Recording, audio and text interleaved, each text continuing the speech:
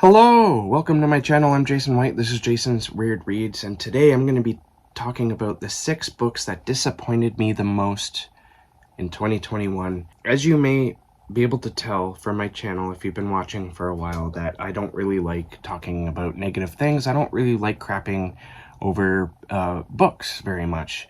It's just my style. I don't gravitate towards watching lists of books that people hated. I just don't watch them. I prefer watching reviews where either the person liked or didn't like the book, but again, doesn't crap all over them. I don't really like negativity. I don't think it shows intelligence. If anything, I think it can show the exact opposite. That's just my opinion. But I thought I'd do this because I've been criticized here and there for not discussing books that I don't like. And I don't think, it's my channel. I can talk about whatever I want. And I like talking about books that I like rather than the books I didn't like. But this year was different.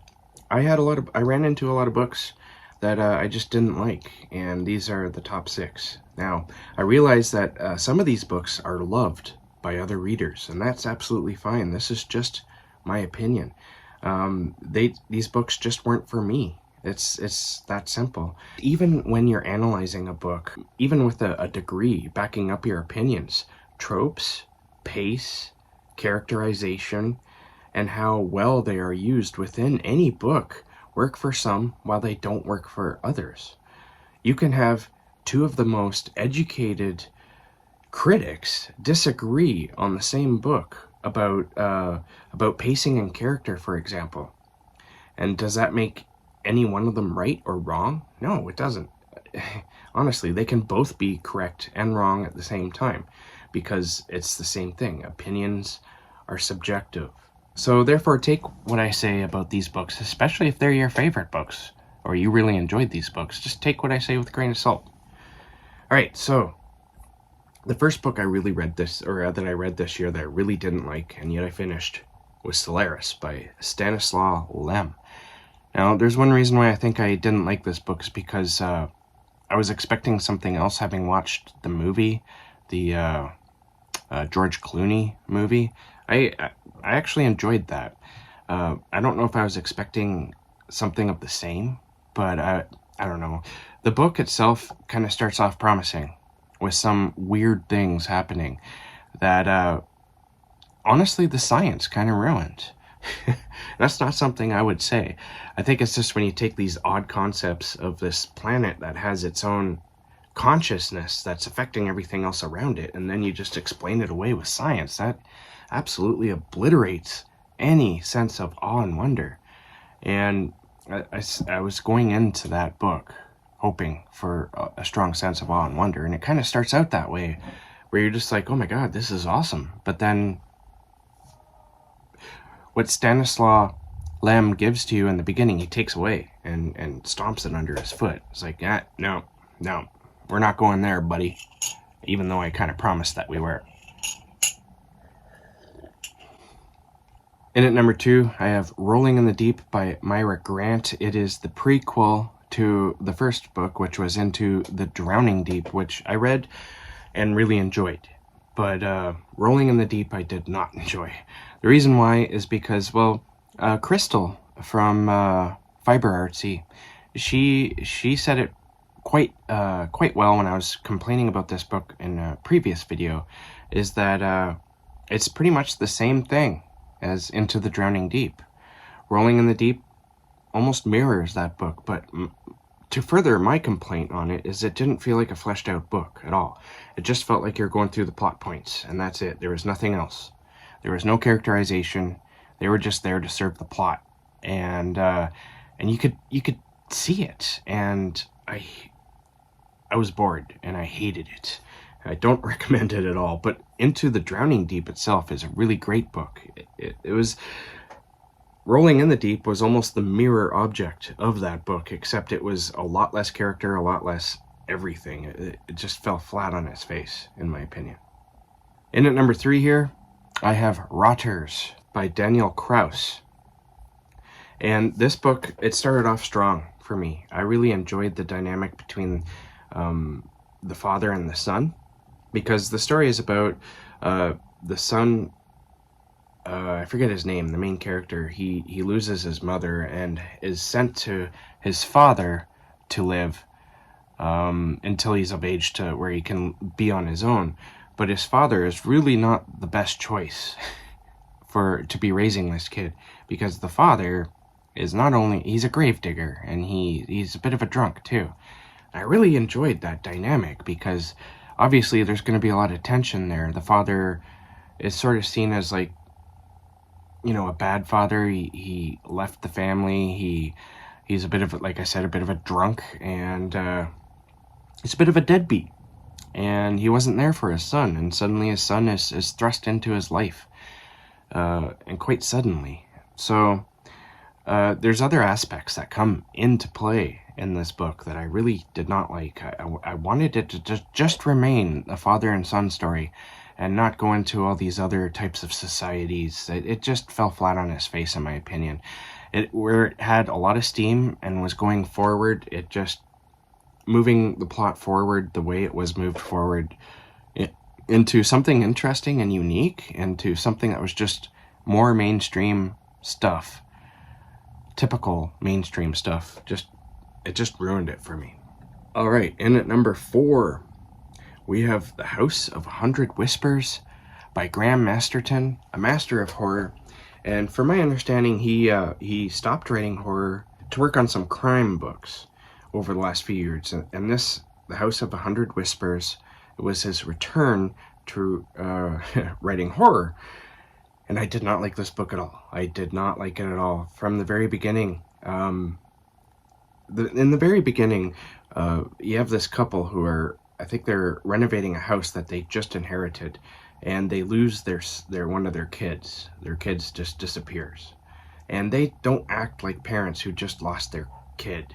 Their kid is missing. You think that they would do a hell of a lot more to try to find their kid, instead of sitting around drinking sherries and eating dinner and discussing other things. It's like, that's not what would be going through my mind if my kid went missing. Even if I had 10 kids, if one of those kids went missing, I would be, you wouldn't want to be near me. Let's just say that. I would be a bundle of anxiety, and I wouldn't be able to think of anything else but getting my kid back. These people just don't act like real people, and that is something that happens throughout the rest of the book. There's a serious detachment between the characters and what I felt would be more realistic reactions, and the story itself just wasn't scary. I found myself hate reading this book. I hated it. And like I said, I usually just stop reading if I don't like a book, but I just had to continue reading it, and I'm not entirely sure why. I usually just stop. So maybe there's something there, but maybe I just felt like hate reading something. I don't know, but this book just really lost it for me. Next up at number 5 was The Halloween Moon. And this is a book by Joseph Fink. And this book, again, it started off fairly strong, but honestly, I don't remember much of anything about this book, except for it takes place on Halloween night, and it's about trick-or-treating, and it's about the kids who are trick-or-treating being taken to like a different dimension. And I found myself absolutely like that should be fun, right? That sounds fun, but I was absolutely bored throughout the whole thing. And that's all I have to say about this book, honestly. It's just there. There's nothing special about it. The characters weren't anything unique or interesting. The plot itself, although sounding kind of interesting, didn't go into any interesting territory. And I just found my mind wandering all the time instead of focusing on the book. It was not fun. It should have been fun. It had a really strong middle grade feel to it. But it wasn't fun at all. It was boring. Just my opinion, again. I don't know if this one actually does have a lot of Goodreads sentiment that's similar to my own, so maybe I'm on track with that one. I don't know. I was expecting a lot more from it, honestly. And in at number 6 here, But this was the biggest letdown for me.